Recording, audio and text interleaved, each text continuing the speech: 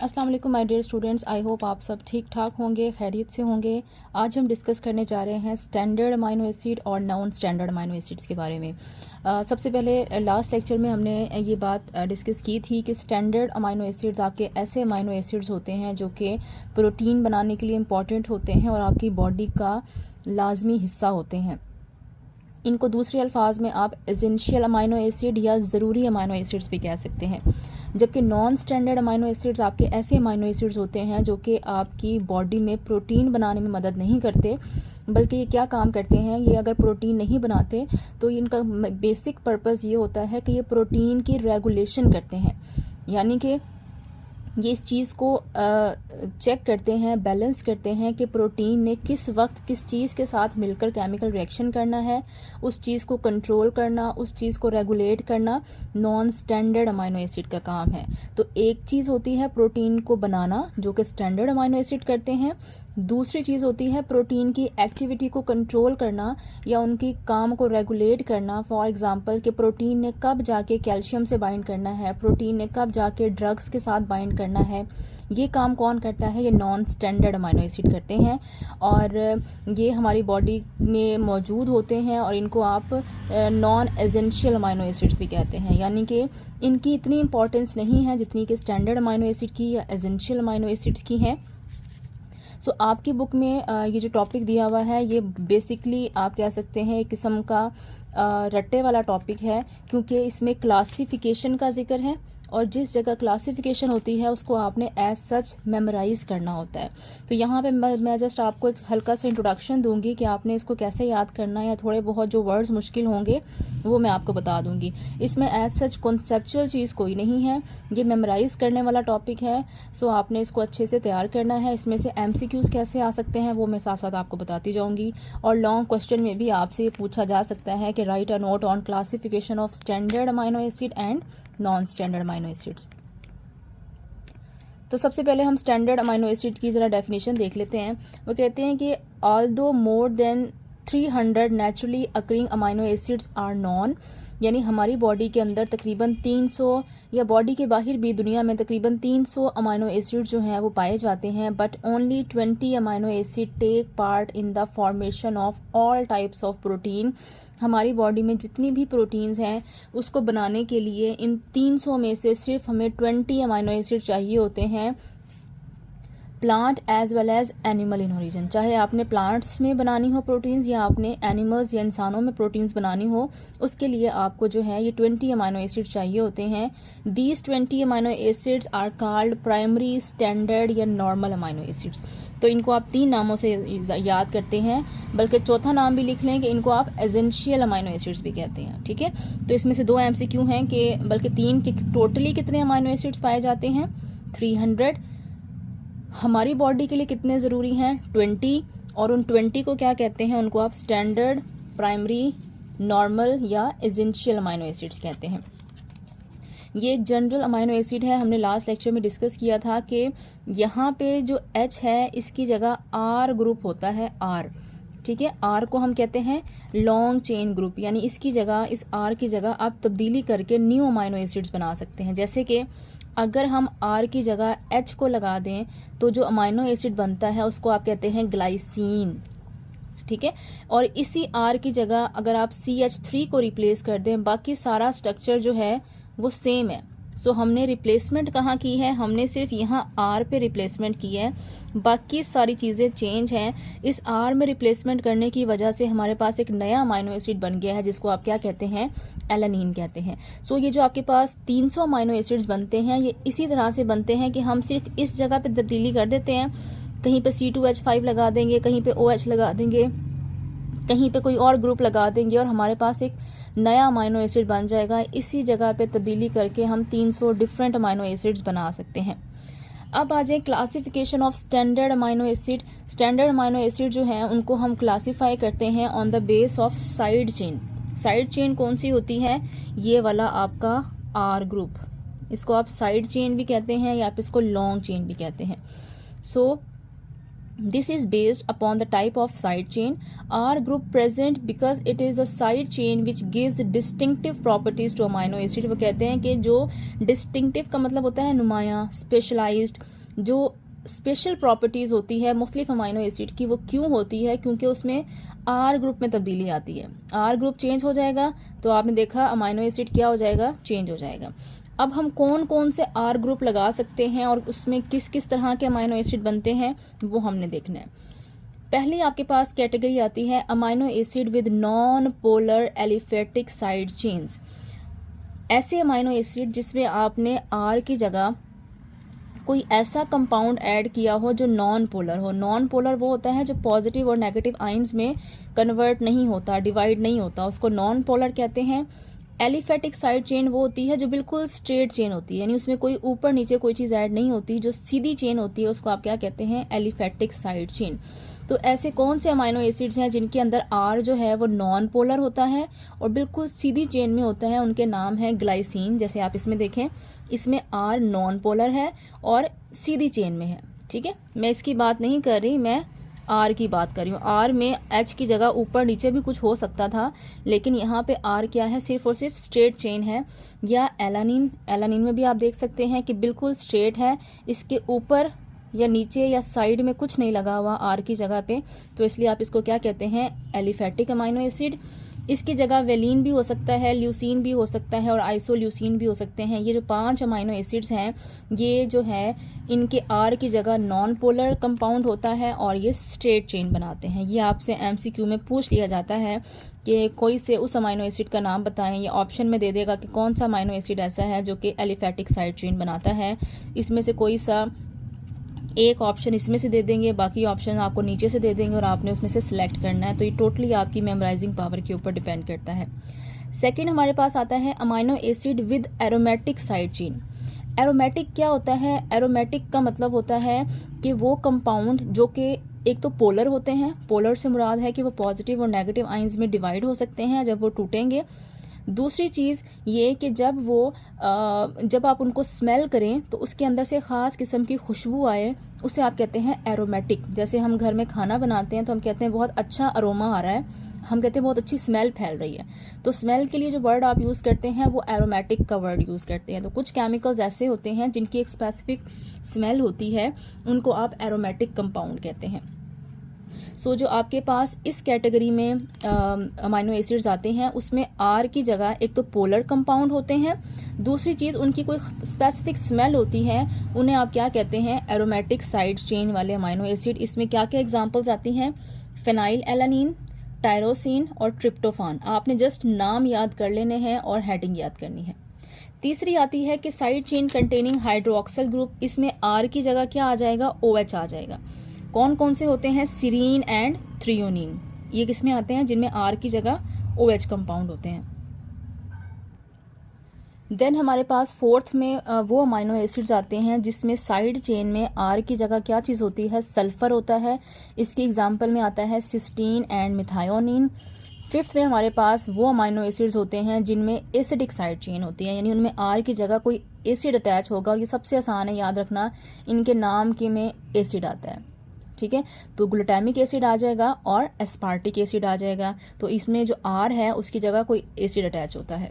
6 में हमारे पास आते हैं अमाइनो एसिड जिनमें बेसिक साइड चेन होती है, यानी कि इसमें जो आर अटैच होगा वो बेस होगा जिसकी पीएच, आपको पता है एसिड वो चीज़ होती है जिसकी पीएच 0 से लेकर 6 तक के दरमियान होती है और बेस वो चीज़ होती है जिसकी पीएच 7 से लेकर 14 के दरमियान में होती है।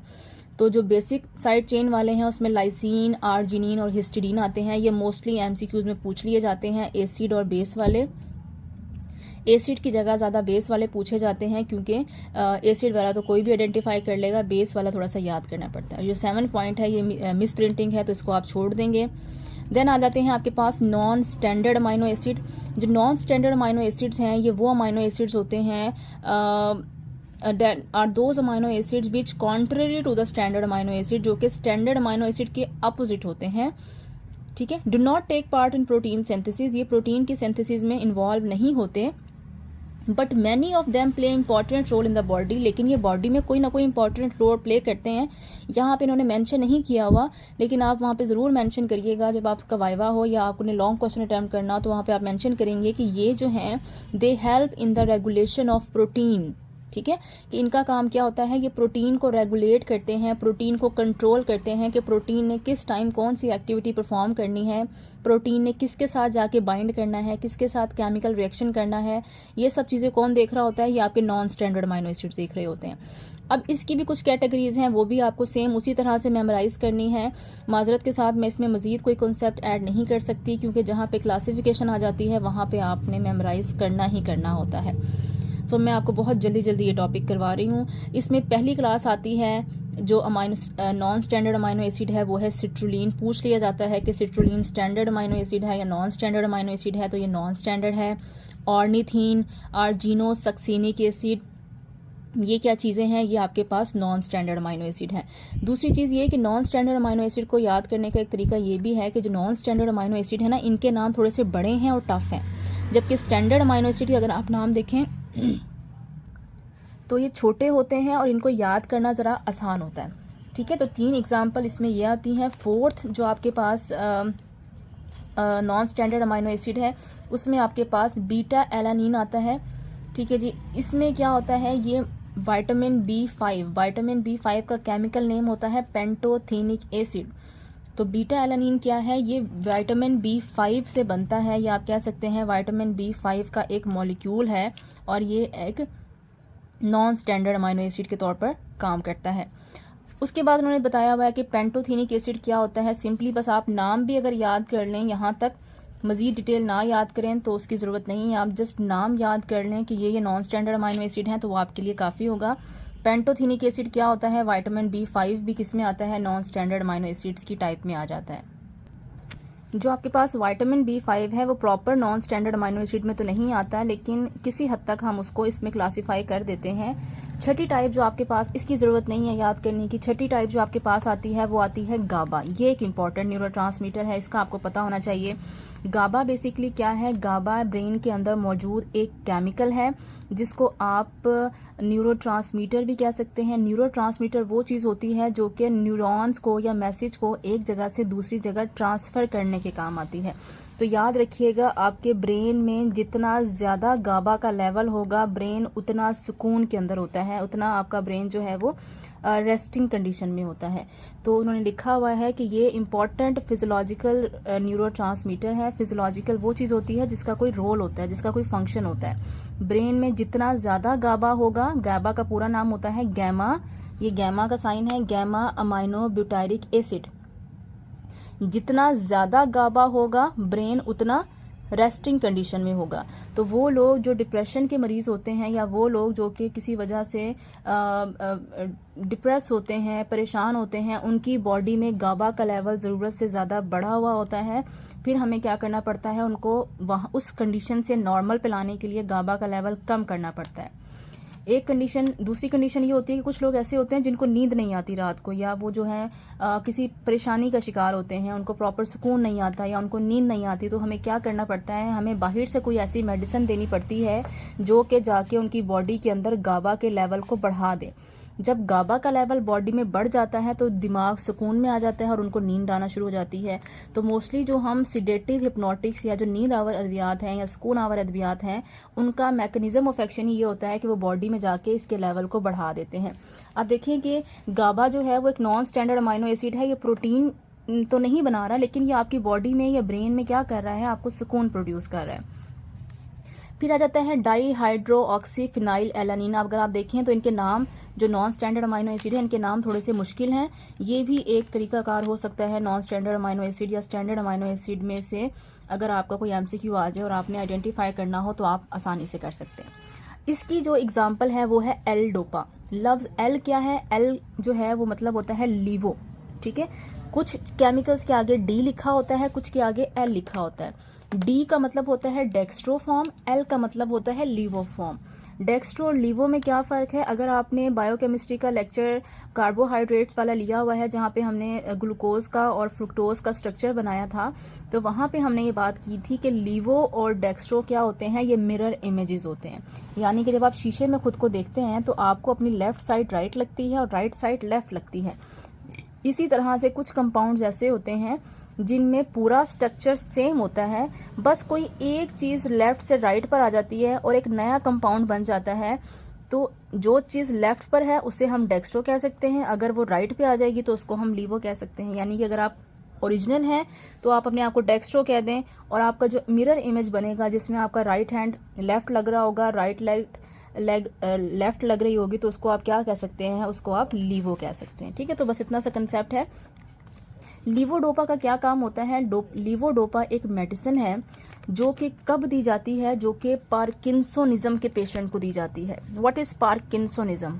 पार्किंसोनिज्म जो है वो एक ऐसी न्यूरोलॉजिकल डिसऑर्डर है, या ये ब्रेन का एक ऐसा इशू है जिसमें हमारे ब्रेन के अंदर एक केमिकल या एक न्यूरोट्रांसमीटर जिसका नाम डोपामीन होता है, उसका लेवल कम हो जाता है, जिसकी वजह से पेशेंट जो है उसकी बॉडी में झटके आते हैं, जर्क्स आते हैं, उसके हाथों में जो है वो इस तरह से शिवरिंग होती है, और वो किसी भी ग्लास को या किसी भी चीज़ को प्रॉपरली कंट्रोल नहीं कर सकता, प्रॉपरली पकड़ नहीं सकता, ग्रिपिंग पावर कम हो जाती है, आप चलने लगते हैं तो ज़मीन पे आपका बैलेंस नहीं रहता। That is called parkinsonism. ठीक है, हमारा एक पाकिस्तान का एक बहुत फेमस बॉक्सर है मोहम्मद अली, उनको भी पार्किंसोनिज्म की बीमारी थी और 76 ईयर्स की एज में वो जो थे पार्किंसोनिज्म की बीमारी से लड़ते हुए उनकी डेथ हो गई थी। तो ये एक बहुत सीवियर बीमारी है जिसमें आपकी बॉडी का जो ग्रिपिंग पावर है या जो आपकी बॉडी का बैलेंस है वो ख़राब हो जाता है। क्यों ख़राब हो जाता है? क्योंकि ब्रेन के अंदर एक न्यूरोट्रांसमीटर जिसका नाम डोपामीन होता है, उसकी मिकदार क्या हो गई है, कम हो गई है। अब हमें क्या करना पड़ेगा, हमें बाहर से डोपामीन लगाना पड़ेगा। तो हमें डोपामीन किस शक्ल में लगाते हैं? हम उसको बाहर से दवाई देते हैं, दवाई का नाम है लीवोडोपा। जब आप लीवोडोपा देते हैं तो ये ब्रेन में जाके डोपामीन में कन्वर्ट हो जाती है और बॉडी में डोपामीन का लेवल बढ़ जाता है, लिहाजा जो पार्किंसोनिज्म ब्रेन में थी वो क्या हो जाती है, वो ठीक हो जाती है। उसके बाद है होमोसिस्टीन। होमोसिस्टीन का उन्होंने जस्ट नाम लिखा हुआ है, इसको एक्सप्लेन नहीं किया हुआ। होमोसिस्टीन बेसिकली एक नॉन स्टैंडर्ड अमाइनो एसिड है जो कि बॉडी में जब टूटता है तो इसको तोड़ने के लिए आपको विटामिन B9 और विटामिन B12 की ज़रूरत होती है। जब विटामिन B9 और विटामिन B12 आते हैं तो वो होमोसिस्टीन की ब्रेकडाउन करते हैं और इससे हमारी बॉडी को एनर्जी मिलती है। नॉर्मली क्या होता है कि अगर हमारी बॉडी में विटामिन B9 या विटामिन B12 की कमी हो जाए तो होमोसिस्टीन को तोड़ने के लिए कोई भी चीज़ मौजूद नहीं होती। एज अ रिज़ल्ट बॉडी में होमोसिस्टीन का लेवल बढ़ना शुरू हो जाता है और जब आप अपना टेस्ट करवाते हैं तो उसमें आता है कि आपका होमोसिस्टीन लेवल बढ़ा हुआ है। ये इस बात की इंडिकेशन करता है कि आपकी बॉडी में विटामिन B9 और विटामिन B12 क्या हो रहे हैं, कम हो रहे हैं। लिहाजा डॉक्टर क्या करते हैं, आपको विटामिन B9 या विटामिन B12 के सप्लीमेंट्स देना शुरू करते हैं ताकि आपका विटामिन्स का बैलेंस ठीक हो जाए और वो आके होमोसिस्टीन को तोड़ें और एज अ रिज़ल्ट आपके लिए एनर्जी जो है वो जनरेट करें। और जो 9th क्लास है आपके पास आयोडीनेटेड अमाइनो एसिड्स की, इसमें आपके पास 4 तरह के अमाइनो एसिड्स आते हैं। इसमें आपके पास आते हैं मोनो आयोडोटायरोसिन, डाई आयोडोटायरोसिन यानी कि वो टायरोसिन जो कि सिंगल कंपाउंड होता है, डाई का मतलब है वो टायरोसिन जो कि डबल होता है। तीसरा है आयोडोथायरोनिन जो कि थायरोनिन क्या है, 3 है। और चौथा है tetra iodothyronine, this is try iodothyronine 3 and tetra iodothyronine 4 को रिप्रेजेंट करता है। ये जो दो है ना, ये बड़े इंपॉर्टेंट हैं, T3 और T4। ये आप आगे जाके जब हम हार्मोन्स वाला चैप्टर पढ़ेंगे वहाँ पे आप इनको डिटेल में डिस्कस भी करेंगे। यहाँ मैं बस आपको एक हल्का सा आइडिया दे देती हूँ कि ये दो ऐसे आपके हार्मोन्स हैं जो कि आपके थायराइड ग्लैंड प्रोड्यूस करते हैं। थायराइड ग्लैंड्स कहाँ होते हैं? जो थायराइड ग्लैंड्स हैं ये हमारे गले में, जो गले के सामने वाला हिस्सा है वहाँ पे गदूद होते हैं, उन गदूद का नाम होता है थायराइड ग्लैंड्स। वो गदूद हार्मोन सिक्रीट करते हैं, 3 हार्मोन सिक्रीट करते हैं जिसमें T3 होता है, T4 होता है और कैल्सीटोनिन होता है। कैल्सीटोनिन का जिक्र यहाँ नहीं है तो मैं यहाँ पे आपको कंफ्यूज नहीं करूँगी, सिर्फ T3 और T4 का रोल आपको बता देती हूँ कि ये आपकी बॉडी में आयोडीन को मेंटेन करते हैं। ठीक है।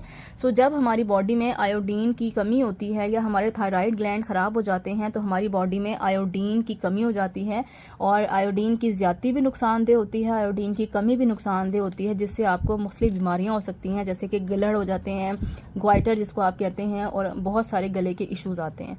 तो ये 4 जो हैं, इनके अंदर क्या चीज़ मौजूद होती है?